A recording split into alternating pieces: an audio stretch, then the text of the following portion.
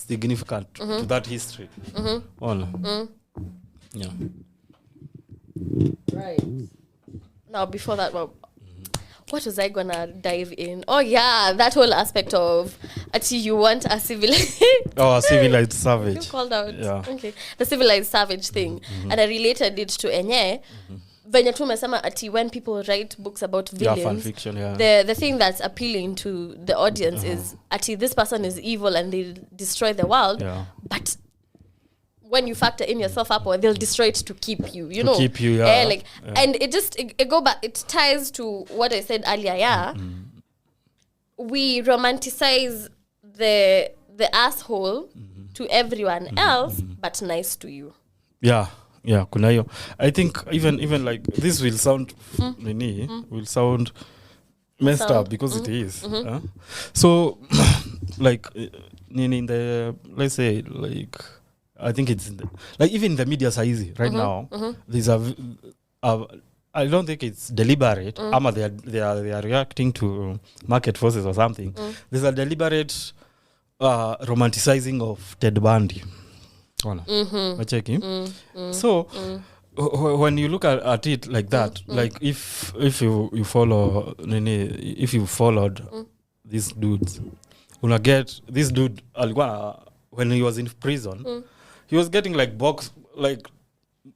thousands of emails. Yeah, kuna madem. I remember there's this thing I read ati women walikuwa wanaji-offer ati they him to kill them. Thousands of letters per day. Yeah. Even marriage proposals and things like that.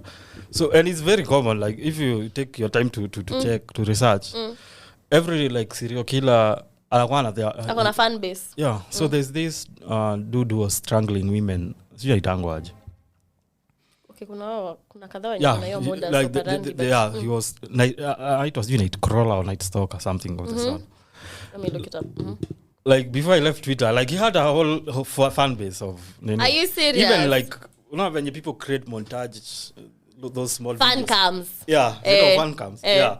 Like he had an entire fan cams of him. Oh my God. Not akiwa prison. We are living in the end times. When he was in court. Trial. Yeah, like how it's crazy, man.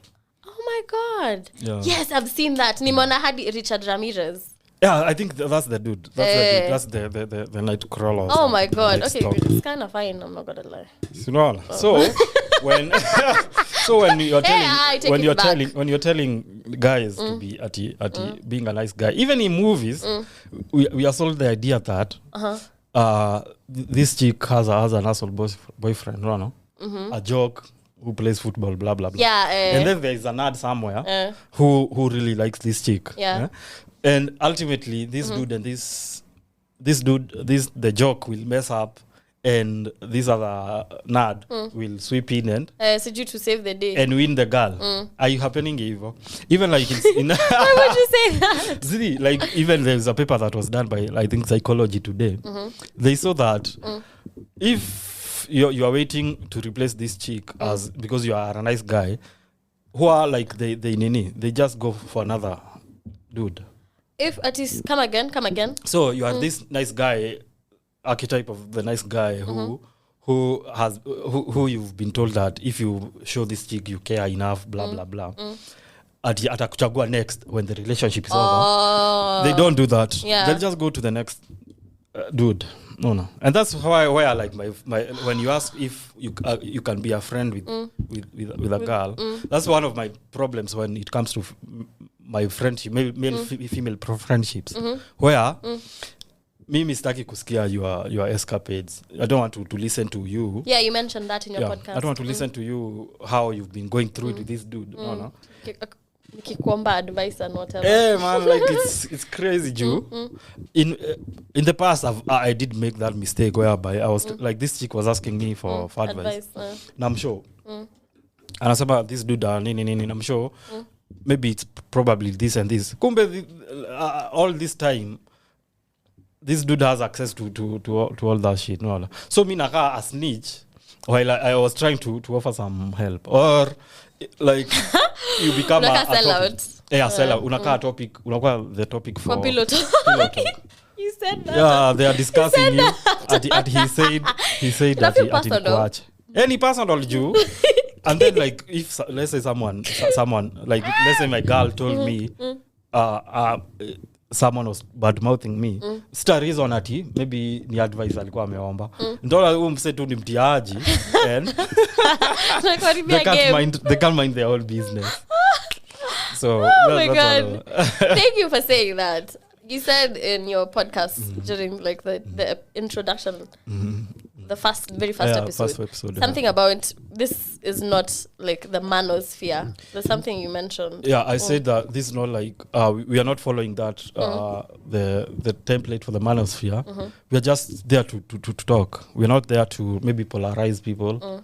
At kuambia watu if you don't do this you're not a man. You're lame. Yeah, you are lame. Or if you do or if you do this and this you are something else. So we want to have like conversations. We have to have conversations that anybody can listen into. Do the templates are for the manosphere like it's just for men. It's just for men. Yeah, largely just for men. Okay. But we are opening up like if you want to listen to it. If you have not ideas, if you have something to complain about, something that was not said that contrary to your beliefs, you can shoot us an email. Maybe we can have a dialogue. Yeah, you say that. Because like right now, even in the manosphere itself, there are so many. It's very divided. Yeah, it is. It's very divided. Unapata kuna this school of thought, kuna this school of thought. Like in any easy ideology, kuna easy. They are so fractured, and everybody has their own ideas. Yeah. Yeah. Right. I asked you this off air, and I'm gonna ask you again now on air. Which school of thought do you subscribe to? Red pill, blue pill, kuna purple pill. Kuna purple pill. Like, there are so many. Pill. There are so many pills. So I think, like for me, I like my ideas. I subscribe to like the fundamental red pill ideology, which like basically the red pill is. You are responsible for yourself as the man. Like you don't complain when you don't complain about other things, external forces and things like that. Yeah. You work with what you have as a man. Like you take advantage of what you've been given. And you see how you can improve on that. Okay, the red pill, I'm reading a blog by New America. Red pill to black pill. Red pill, a term that comes from the 1999 film The Matrix has become a framework for individuals to describe their awakening to some previously hidden supposed reality.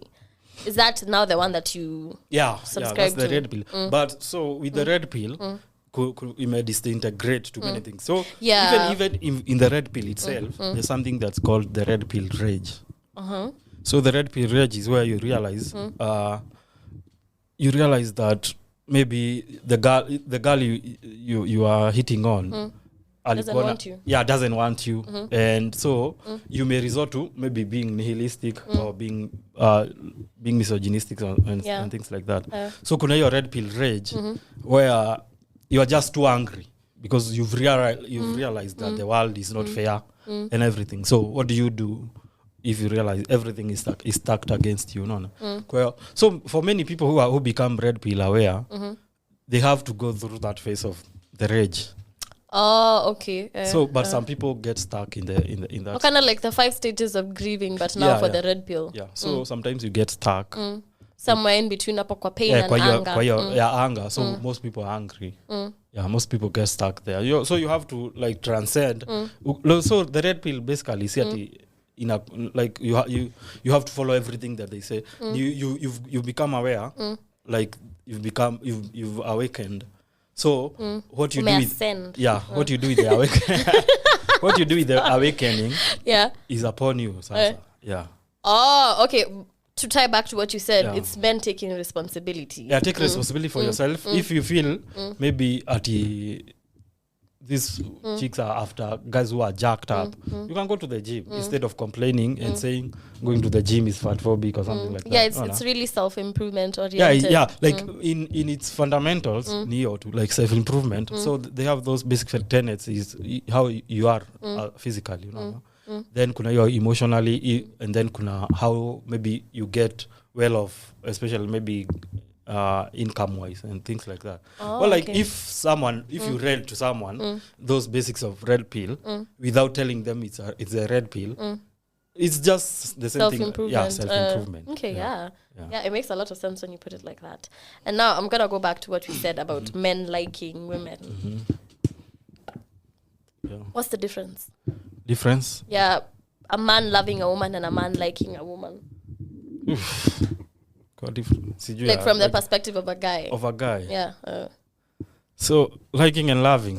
Because I'm gonna relate this to a TikTok that I saw. Yeah, you can nini, then I'll offer my okay. So there's this chick on TikTok, she was like saying she's been dating for 6 years and the guy has never proposed. And then now people commented on the video, blah, blah, blah. And then now she made a follow-up video now with the guy showing him. And you can see from like the body language, Umsiako just so detached. Anakatu me, like just blank expression. Yet you lean towards a person to show that you're engaged and whatever. He was just very cold and just his stance, he's detached. And so one of the commentaries from that video alikuwa anasema, that's the difference between a man liking you and loving you.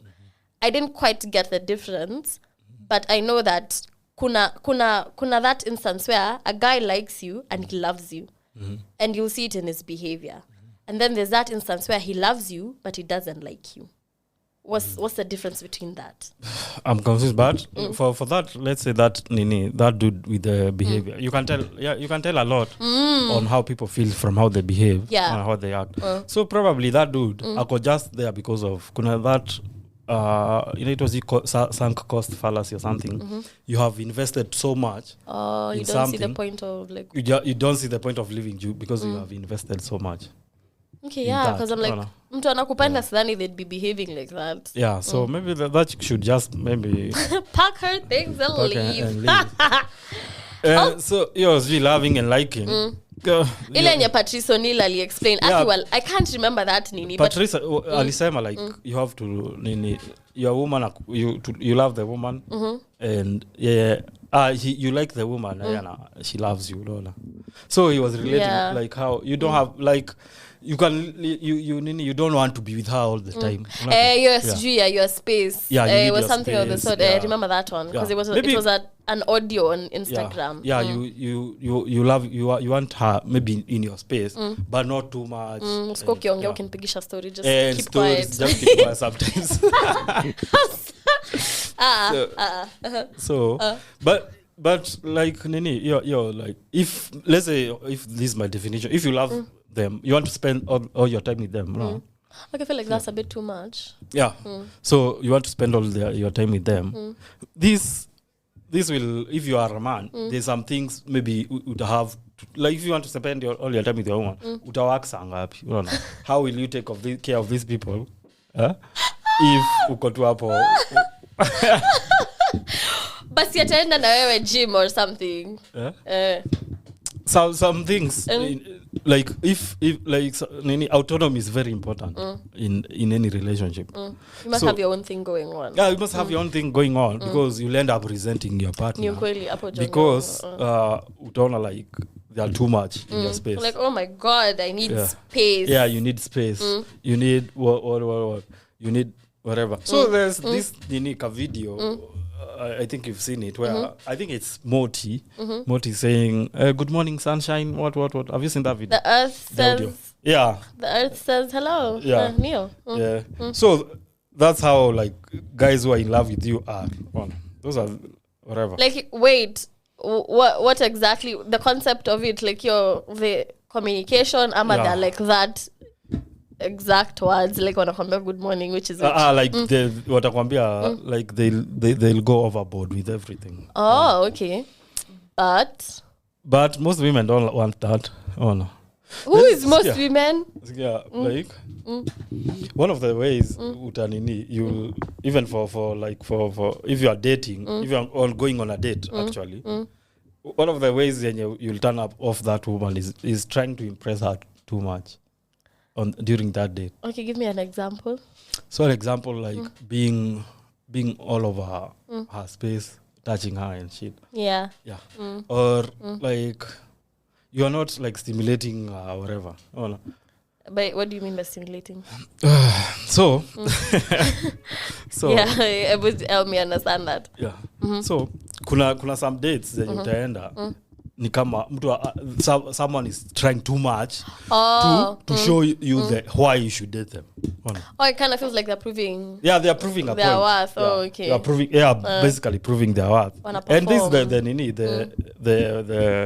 the thing with people like dudes who have maybe, let's say dudes who are not red pilled early. Let's say dudes, new money dudes. Let's say new money dudes. Or dudes who did not have chicks earlier in their lives and then they come into some money. You'll find that they go all out, maybe spoiling these women and it's giving inferiority complex. Exactly. Now there's nothing like women smell like sharks. Like sharks. When a guy is desperate. When sharks smell water, blood in water, women can smell nini hauna sauce. Evil. Like women know. I think it's an innate thing. They know when you are doing too much. Yeah, I think it's pretty obvious. Like even for you, utaona tu hapana. But sasa nini like popular media and Disney's and whatever nini. Yeah. Wanna show the nini the opposite. Toka nini wende kwa what do you call it? Wende a bunch of flowers and sing outside. The roses and whatever. Yeah. Or surprise her. Wala. No, but tunajua inakuwa spontaneous. We're not saying do it every single time. We're saying like once in a while. So the communication should be clear. Like, what do you whatever. You feel like it's a conversation you should have at the beginning with now the person that you're dating. Not even the person you're dating. I think it's a mentality that when you go into it you should have where usikue overly, yani what the red pill is telling dudes is stick to your purpose. Like if you used to go to the gym and you get a girlfriend, don't stop going to the gym. Okay. Like routines zako zisichange because she amekam. Like the way people uproot like their whole lives and they change who they are because they're in a relationship. They're in a relationship. Unasijui you've dumped all your friends. Like you have nothing. You have nothing as a person. Hakuna kitu yako enye uko nayo, like you have something going on for you. You just your whole personality is built around the relationship. Exactly. So even though like most people start wondering where did I go wrong? Yeah, where did the spark go? I made him my everything. I made her my everything, and then now wanajaribu kuassert their freedom, and now you feel like you feel threatened. Like when you don't want me anymore, but really for them maybe it's just them asking for space. Right. There's something you mentioned kwa your podcast that I really want to ask. So you said ati group dates. But now my question is, utajuaje anakuja na watu kama hajakwambia? How do you avoid it if you don't have the information beforehand? Ama unai predict? Maybe ni whatever it was. Maybe ni atakushow we are going somewhere. You ask her where you are going. Akwambia we are meeting with her friends, you know. Or maybe what of wakati amekuambush? Ukiwa ambushed uji excuse to at keep your dignity. Yeah, at the end of the date. Like usi fall for the same trick twice. But how okay, how will you learn? Utajuaje ku anticipate so that it doesn't happen again? Because ulisema there's a way a chick talks that utajua, like there's a way a chick behaves that you'll know if she's into you or not. That's more or less what you said. So one of the first things how they talk to you, how they text you. So kuna venye you text a girl at 8. I could reply it too. Now we reply 1 minute later. And you think you're into she's into you. Then kuna venye like the conversation is flowing. So this dude was saying if you are meeting ask them 3 personal questions and then unini hapo wachia hapo. If they ask you a question back, maybe they're interested in you or something. Okay. Your reciprocity. Reciprocity.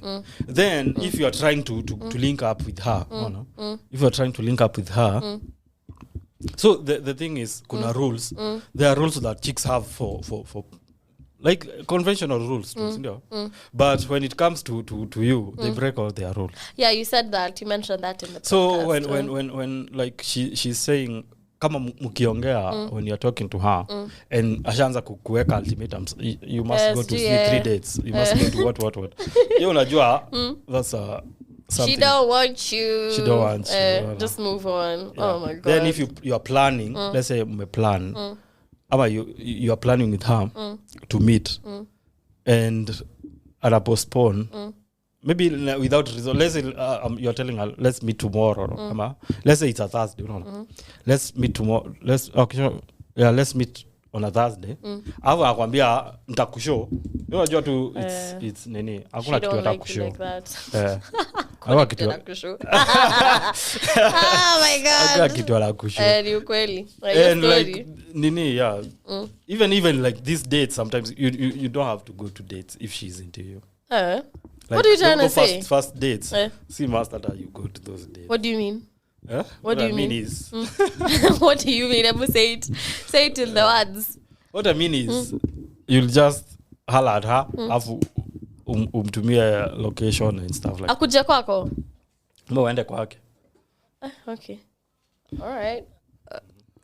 I don't want to pursue that line. No, don't pursue. That's like genuine desire, whereby is it mutual? Yeah, it's mutual, but she can't wait to like to jump see your you. bones, man. She can't wait to. Voilà. Okay. Now let's go off on a tangent.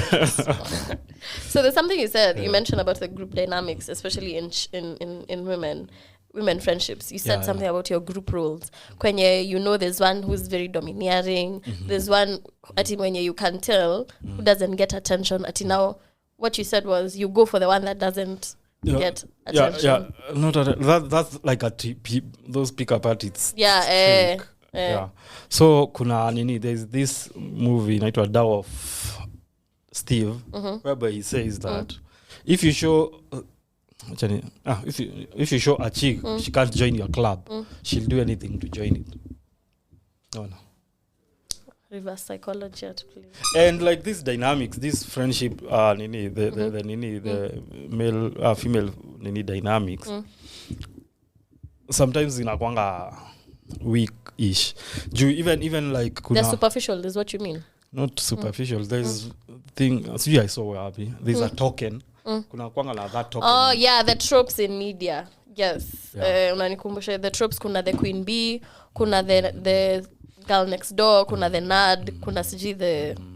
And then like if there's a it's controversial, but if there's a group of skinny chicks.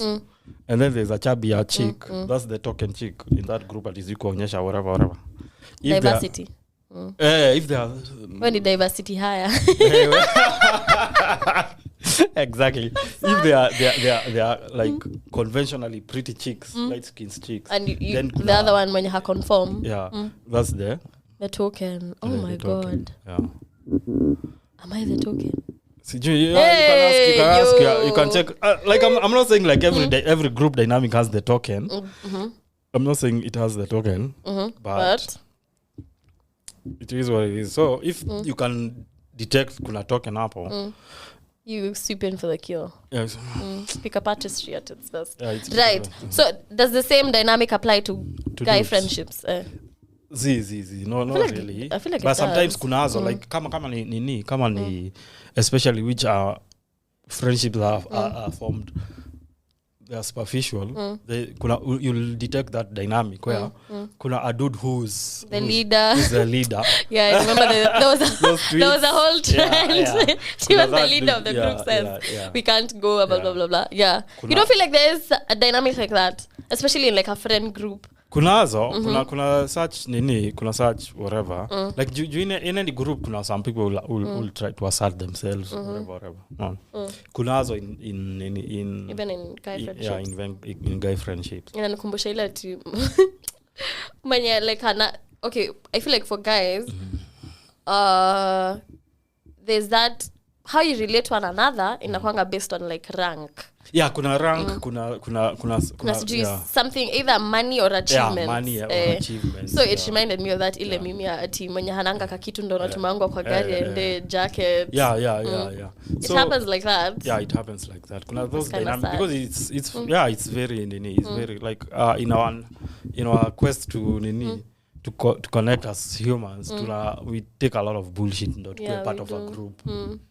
They need to belong. Yeah, they need to belong. That's one hell of a drug. It makes people do some really crazy things. Unakaa hivyo unajangala like sasa mbona nilikuwa nafanya hivyo. Yeah. So that's why like you should, that's why at the red pill community or any community, no wonder kuna those diehard people because it gives them a group identity. Just the need to belong, your sense of community. The sense of community. Okay, and that's why, it says a lot. The sense of community. Yeah. So like most men will gravitate towards a man who they feel know what they are saying, who they perceive akona some leadership qualities. They'll gravitate towards that message. It reminds me a lot of Amerix.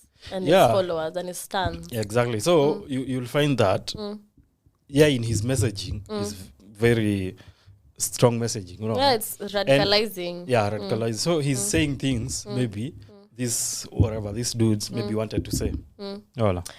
Or things they wanted to express. Or they feel he has some knowledge yenye they want. Or they okay. And that's the whole thing where like even you'll see the growth of Andrew Tate. Oh my God! Thank you for mentioning it. Because Andrew Tate is offering an aspirational lifestyle. Yeah. Okay. And you look at his fan base is mostly like teenagers and boys and young adults and teenagers, which is really it's worrying. Yeah, it's young men and. Who feel like they've been disenfranchised in one way or the other. But in what way exactly? If you're like a teen like that, I don't get it. I'm even a man. I've never lived a life as a man. I get that. So, one thing, what I had like what I was saying is the society is looking for someone to blame for something that it has done wrong towards its young males. No. Like a scapegoat. Yeah, they're looking for a scapegoat, and they're looking for someone who to place the blame. Like you can't like when they are saying that he's influencing young men and influencing young men. That it's dangerous to whatever to these young men. At the end of the day. What I'm seeing is the failure of society. Like someone is failing these young men. Because when was the last time maybe you took your son mkabond and whatever. Yeah, when was the last time you took your son maybe to a gym? When was the last time activities together? You do activities together. When was the last time you were interested in his interests? When was the last time like you offered you when was the last time where you are an aspirational male in his life, no? Okay, okay. Like a role model in a way. Yeah, like how you are not a role model, but so you are quick to blame Andrew. But do you feel like he has some share of the blame? Yeah, but no really. But like whatever he's saying is whatever is resonating with a lot of men right now, and. Because he has the money, isn't it? He has the platform. Yeah, like he has the money. He has like chicks on demand. He has the fast life. Like before, like the society offers an alternative to that, it will always be a problem. Okay.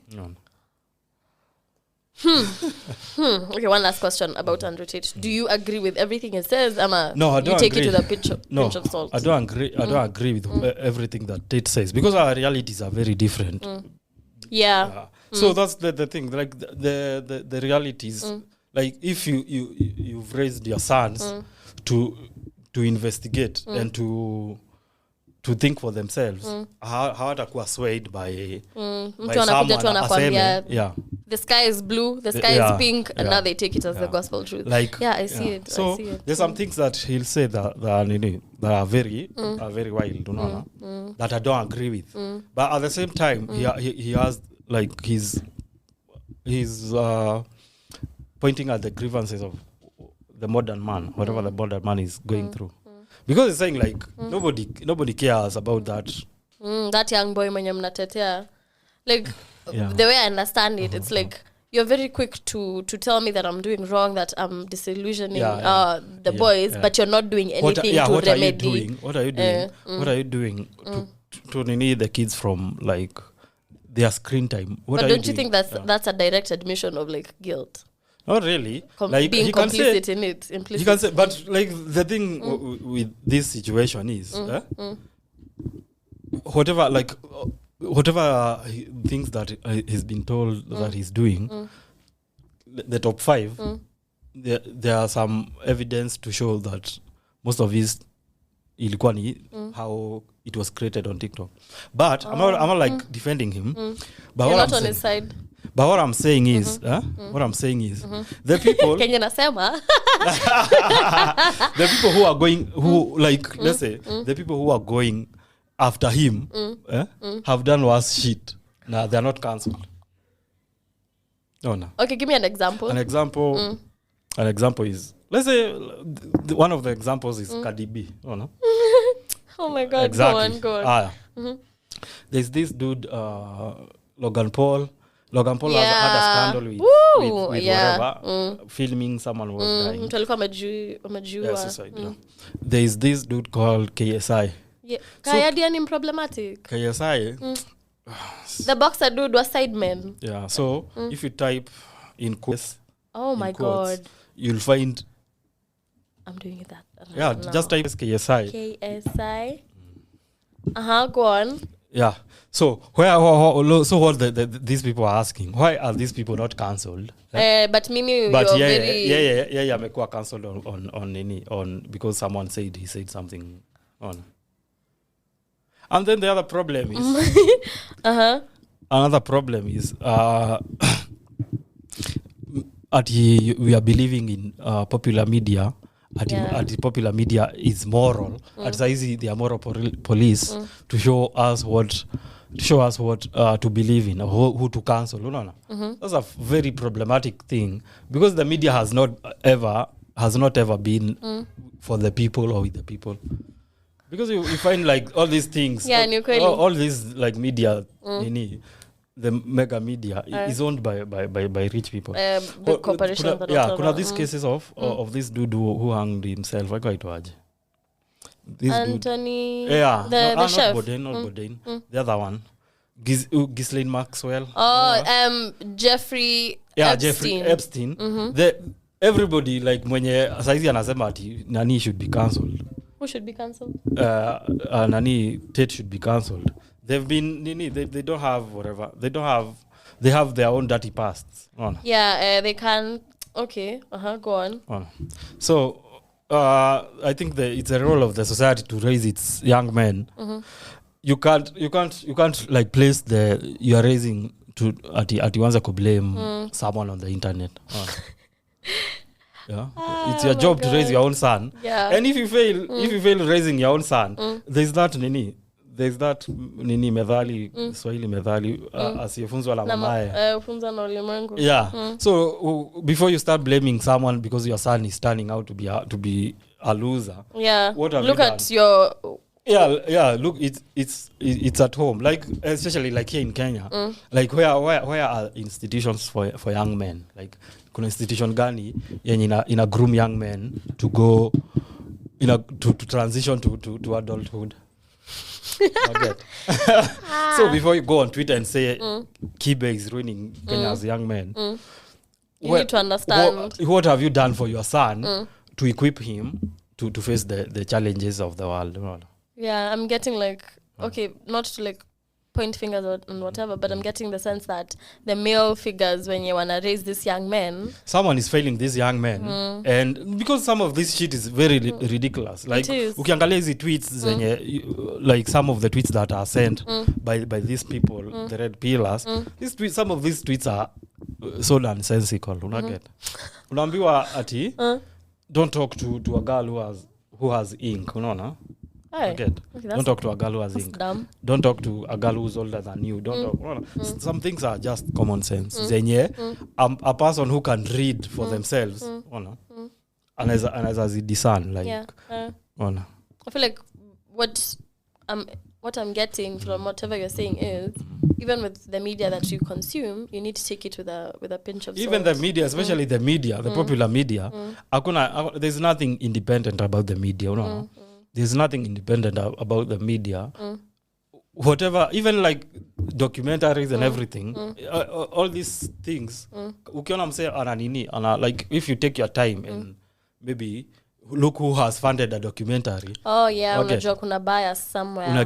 These people are just paid. Especially one of the major things maybe in the US has been the food industry and big pharma. These pharmaceuticals and stuff.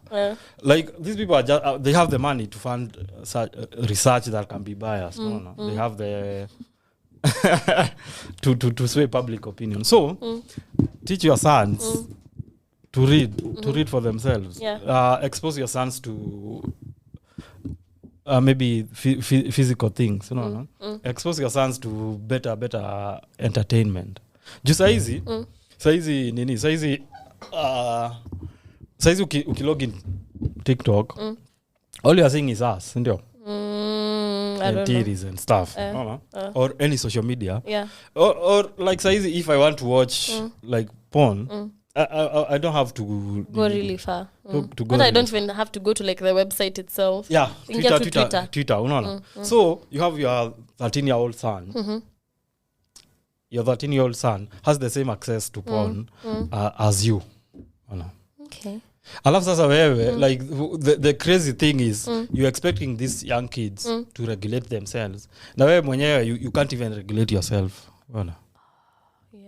So and then like there's Dr. Huberman, Huberman from Huberman Labs. He's a neuroscientist.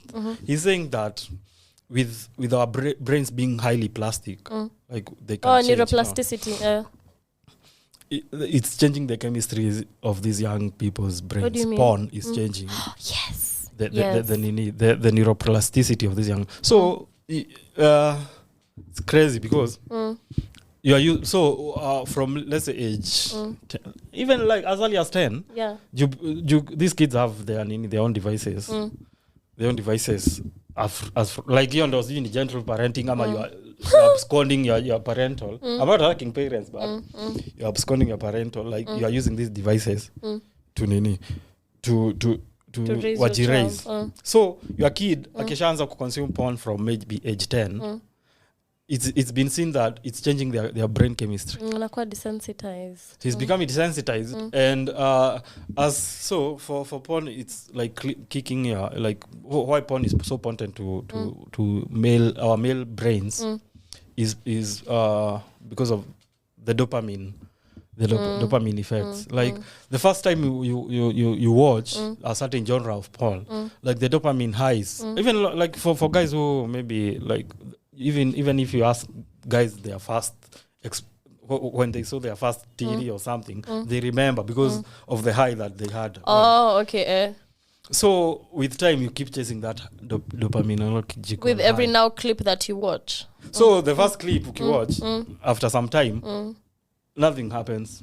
It's nika tu venye people get alcohol, you take alcohol and you have to drink more to get the same high that you'd have gotten. So with porn, what you do is watch progressively worse porn. I saw a bit. There's this page I follow on TikTok, several actually. There's this chick who was doing a paper on porn and how propagate violence, especially towards young men. Young men. So so not towards from young men.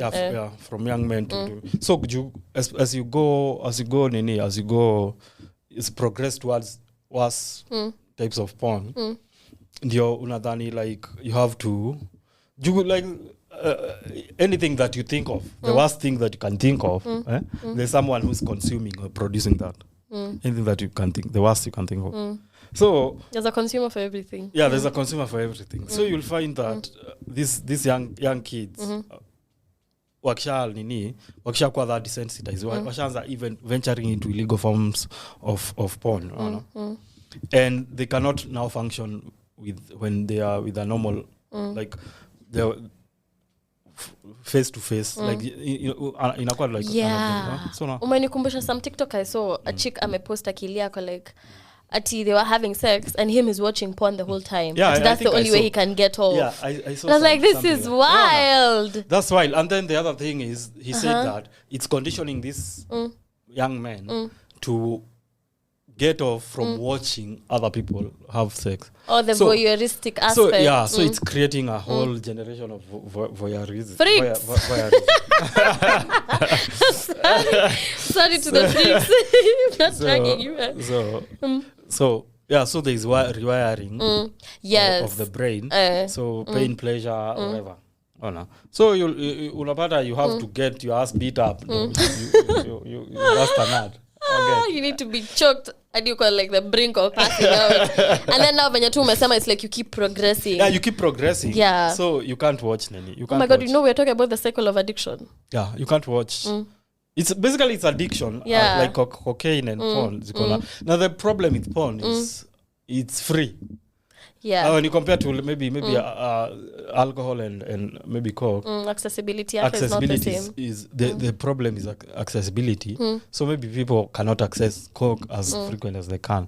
For porn, it's just on the internet. Yeah, and then there's this phenomenon of whatever compulsion. You cannot control your compulsion. So in my latest episode, I talked about that. Yeah, the one about porn. Yeah. So there's this character in Sons of Anarchy who cannot control when they jack off. It's giving OCD.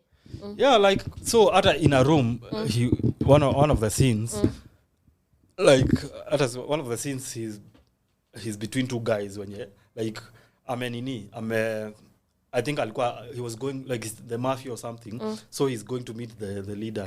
I think he had some of their money. So ameka in a car, backseat of the car, between two dudes, and he's going to get maybe killed or something, and he starts jacking off. Okay, that's sick. So like even like there was some time on Twitter. Someone was saying alikuwa on and then this is very common, alikuwa on traffic, and there's this dude in a Mercedes who was working in traffic. Like it's some crazy stuff. Like I don't know why like haiko there's no alarm over it or something. And there should be. Yeah, and then there's another dude who was saying that alikuwa atembea tao listening to porn. Like it's like listening to porn, like the video sasa ameka audio anasikiza. Okay. Hey, and yeah, when you say it's progressive, it truly is progressive. Yeah, I feel like we need to like cleanse our ears. Let's just go on a break. Yeah. This is a lot.